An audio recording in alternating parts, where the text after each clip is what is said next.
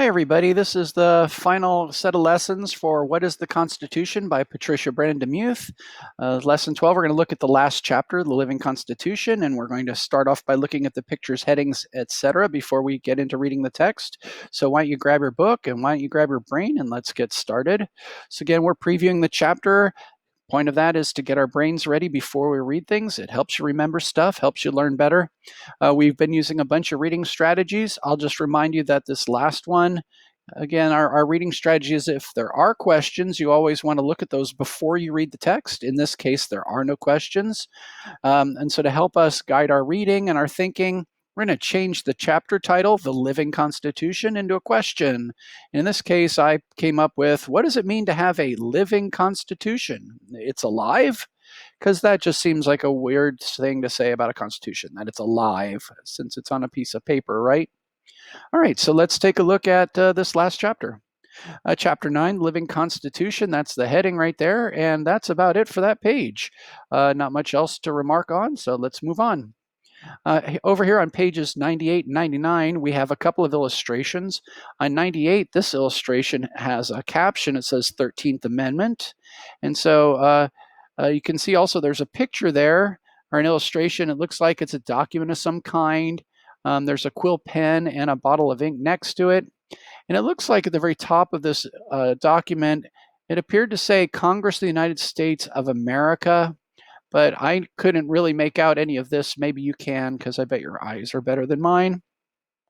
13th Amendment, it doesn't really tell you here, so I'll just let you know. The 13th Amendment to the Constitution was the one that made slavery illegal in the United States. So after the end of the Civil War that was fought from 1861 to 1865, after that war ended, then one of the first things that the government did was to write several amendments, and the first one that was adopted was the one that made slavery illegal. So got rid of slavery.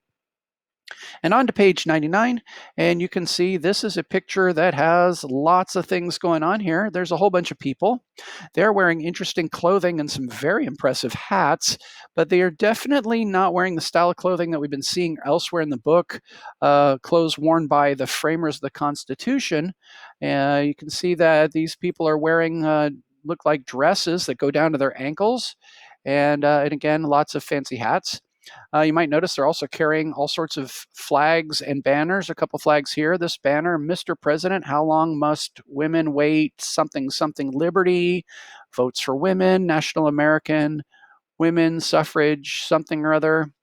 And here it says National American Woman Suffrage Association. 1,000 branches organized in 38 states. So suffrage is a word we don't use very much anymore. And what suffrage means, it simply means the right to vote.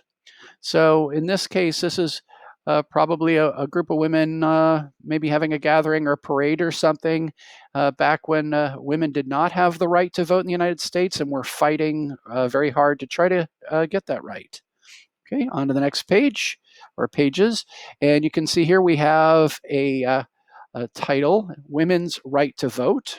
And then below that, we have an illustration that has three people listed below the illustration.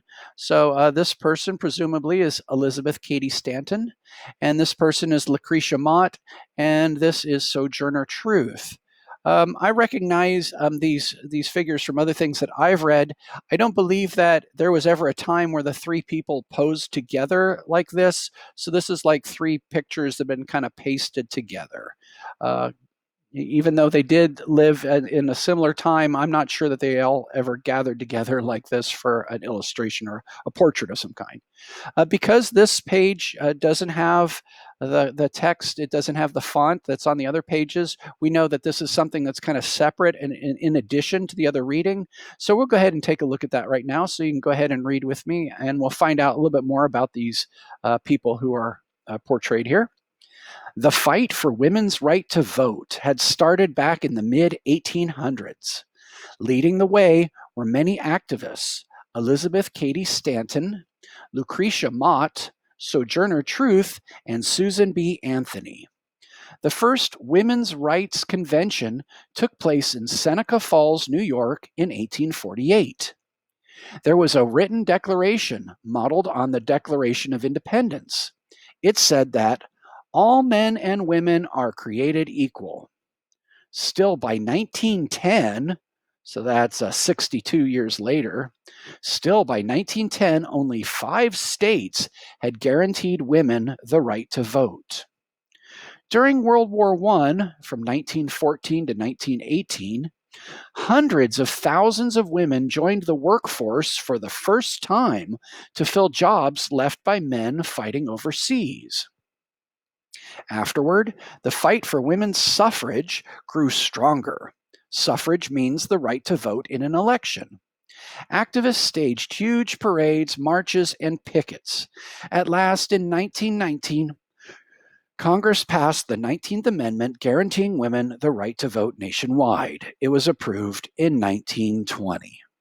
So these women are famous because they're women that spoke out and did lots of things to try to make it so other people would understand how important it was for women to have the right to vote. Lucretia Mott and Sojourner Truth are also famous for that. They were people that were very much vocal about the wrongs of slavery. So before the Civil War, they were people that gave speeches and talked to people about how wrong it was, how wrong slavery was. And Sojourner Truth was a woman who had been a slave. And so she went around the country and gave lectures talking about what it was like to be a slave and try to tell people about how horrible a situation that was. On to the next pages, and you can see here we now have 8 different people shown here. And so you can see they all have something next to them. William Henry Harrison, Zachary Taylor, there's a date, Abraham Lincoln, James A. Garfield, William McKinley, Franklin D. Roosevelt, Warren Harding, and John F. Kennedy. And so my knowledge of these people, I can tell you right away that these are pictures of the of 8 U.S. presidents who died while they were president. And so that's something that our country takes pride in, is that when one of our leaders, something happens to them, we're able to replace that person without bloodshed and other bad things happening. So these dates then refer to the year that this person died. And where it says assassinated, these are then presidents that were killed by someone. They were murdered. All right.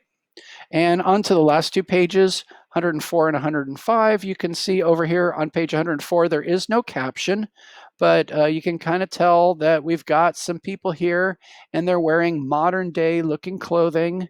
So they look like they might be from our time in history. And you can see they're looking at something here. It's a little bit hard to tell exactly what they're looking at. You can see there's some decorative stuff here, like kind of like these are big picture frames or something. And then if you look at this one kind of closely, it looks like it's something with writing, the way that the kind of it goes like this. It looks like maybe this is a document of some kind. So maybe they're looking at things that have writing on them. And then if you look over on page 105, the last page, it says, "Where is the original Constitution?" is our heading. And let's look at the page for a second. You can notice in this illustration, this is a very fancy looking building. And it's got these impressive columns in the front. And then it has this thing above the columns that's called a frieze.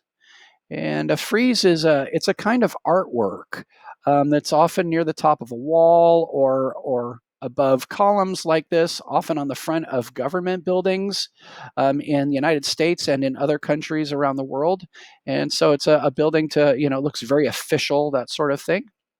And so there's a scene or something going on up here that's been carved into the stone. So let's take a look at this last page. We'll read it quickly because it has a different font than this, so it's kind of separate from the other text. In Washington, D.C., the National Archives building displays the original copy of the Constitution, as well as the Bill of Rights and the Declaration of Independence. There is also a National Archives Museum with many exhibits and documents about the founding of the United States. So that's probably what's going on here. I have been to the National Archives in Washington, D.C., and this looks very much like when you go in to see the Declaration of Independence and the Bill of Rights and the Constitution, that they're behind very thick glass in a room that's it's not very well lit, so that these documents don't get further damaged by being exposed to the light. And so I would guess that's what this is showing. All right, let's go on to lesson 2. So join me for that lesson and we'll read this last chapter together.